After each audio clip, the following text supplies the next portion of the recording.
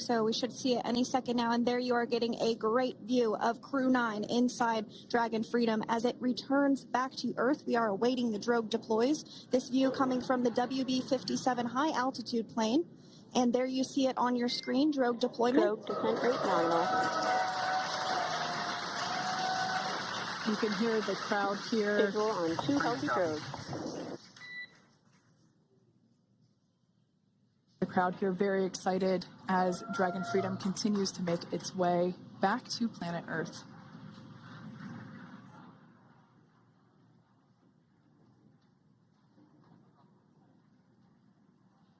Next up, we'll stand by for the main deployment of the parachutes. The mains are quite a bit larger. You'll be able to notice the difference on your screen once they deploy, and they continue to ensure that the Dragon spacecraft slows down even further. As we mentioned, Freedom will be traveling 16 miles per hour when it splashes down off the coast of Tallahassee, Florida, here at 2:57 p.m. Pacific time this afternoon. And there we go. We have visual on 4 healthy mains. That view was from inside. Freedom copy.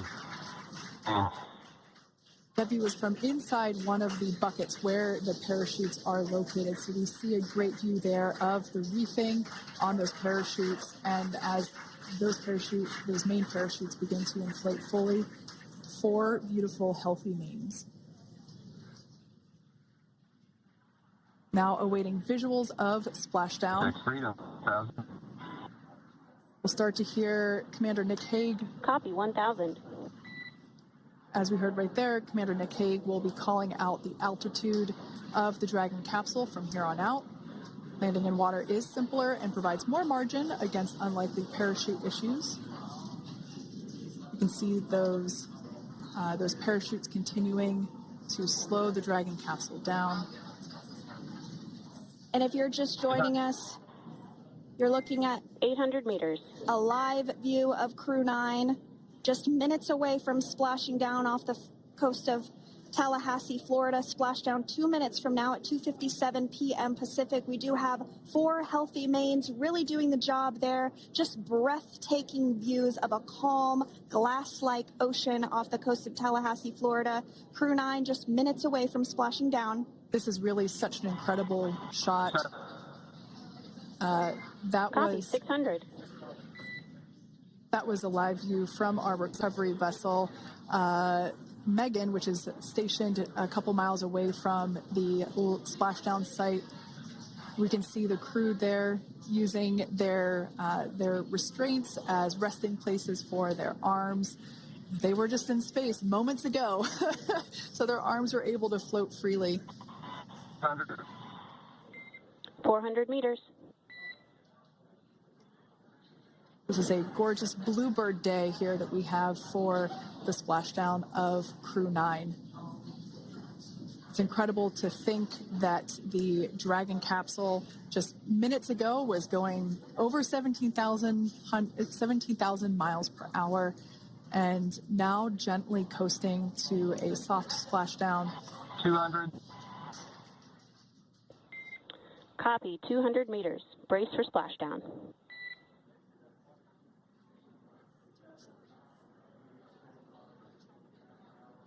As you can see there on your screen, continuing to monitor progress of the Dragon spacecraft. And we're going to stand by for splashdown located in the Gulf of America off the coast of Tallahassee, Florida.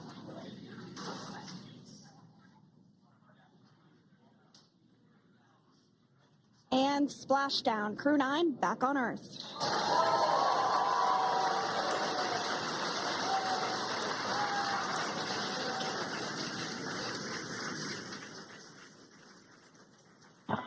And SpaceX Freedom, splashdown. Good main release.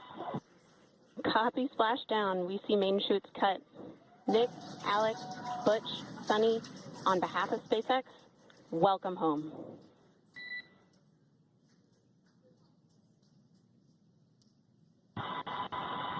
It is an amazing, what a ride. I see a capsule full of grins ear to ear.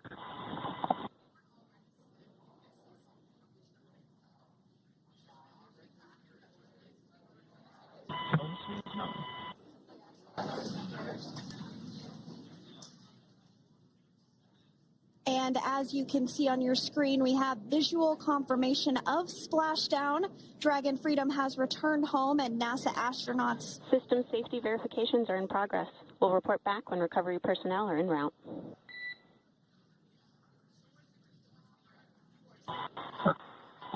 Understand. And, we're in section 2 of 4.800 landing response. And looking for your words on this is necessary.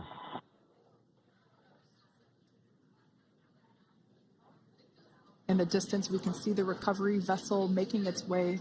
Copy, you're in section 2 for the environmental assessment in 4.800. That is not necessary today.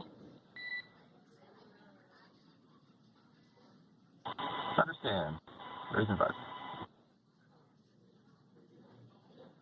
So we will continue to have communications between the Corps and Nick Hague, the commander of Crew Dragon Freedom, which just splashed down 2 minutes ago off the coast of Tallahassee, Florida. Dragon Freedom has returned home with NASA astronauts Nick Hague, Sonny Williams, Butch Wilmore, and Roscosmos cosmonaut Alexander Gorbanov. They're back on Earth after approximately 17 hours of a return journey from space. The SpaceX recovery ship and team have been waiting for Dragon's splashdown, and they will now make their way to the splashdown location. The teams have been ready and waiting about 3 nautical miles away, so it's going to take them about 30 minutes or so to make their way to SpaceX Freedom. Pretty sure we're in stable 1. Copy, stable 1. We see the same. It's going to take about 30 minutes for the recovery team to make their way over to Nick, Sonny, Butch, and Alexander, who are still seated and secured inside that Dragon spacecraft there on your screen. Incredible views there of that thermal protection system, or TPS. That Dragon capsule was pristine, white color before it departed the station, and we can see how the reentry phase, the thermal protection system did its job. Now, if you're wondering what that hole, that bucket area is, that is underneath the side hatch. That is where the main parachutes were stored. So when we saw the Dragon capsule docked at station, it looked very different. The panel that protects and covers the main parachutes, that was still intact, as well as the panels that enclose where the drogue parachutes are located. We can see those fast boats. SpaceX is go for recovery personnel to approach. Expect personnel alongside in the next few minutes. Freedom copies. We can see those fast boats. We weren't kidding when we said they were fast. While it does take about 30 minutes for the main recovery vessel to make its way over to the capsule, these fast boats will be doing a couple of things simultaneously. A couple of them are going to be working to retrieve the parachutes that you see in the background there of this drone shot. Those parachutes will be retrieved from the ocean surface. We want to make sure we are able to pull those out. The recovery vessel there closest to the spacecraft is going to be performing some safety checks. We can see there they're using an instrument that is basically working to detect if there are any hypergolic vapors or fumes that are still residing in and or around the Draco thruster nozzles or outlets. The hypergolic fuel, which is necessary for on-orbit burns to maneuver the spacecraft. Unfortunately, those hypergolics are unable to be breathed. They are toxic, and so this team here is doing those initial safety checks to make sure that it is safe for the rest of the recovery team to approach the spacecraft. They're also checking to make sure that any residuals from the pyros are safe and are not going to cause any issues. We can see the team working their way around the spacecraft to do these these sniff tests on all of those Draco thrusters.